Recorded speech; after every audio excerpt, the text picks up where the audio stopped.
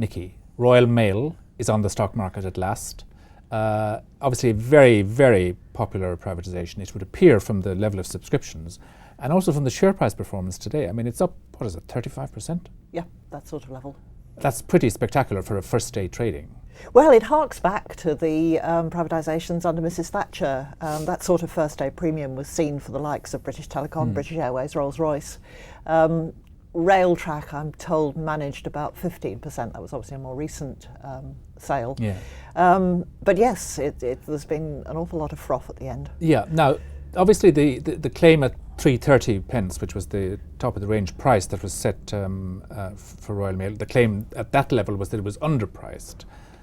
At 450? Well, politicians were saying it was underpriced, or rather opposition politicians were saying it was underpriced, and they seem to have done the sales job absolutely wonderfully. I mean, the moment anyone tells you that something's underpriced, you go out and buy it, don't you? I mean, it was a big come on, I guess, for everybody. But well, I mean, yes, I think the advisors really should thank them for this bit of help. Now, at 450, which is I think where it was at one point today, I mean, that looks overpriced. If you look at it on pure valuation matrices and compare it to peers, there are other quoted postal operators in Europe, Austria, Belgium, Holland, Germany to some extent.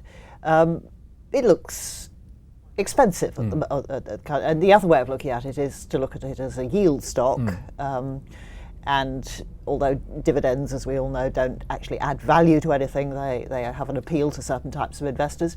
Well, at the offer price at the 330, the yield was just over 6%. At today's price, 440 to 445, that yield comes down to about 4.5%. Still pretty generous. It's generous, but Vodafone yields every bit as much as that, slightly more.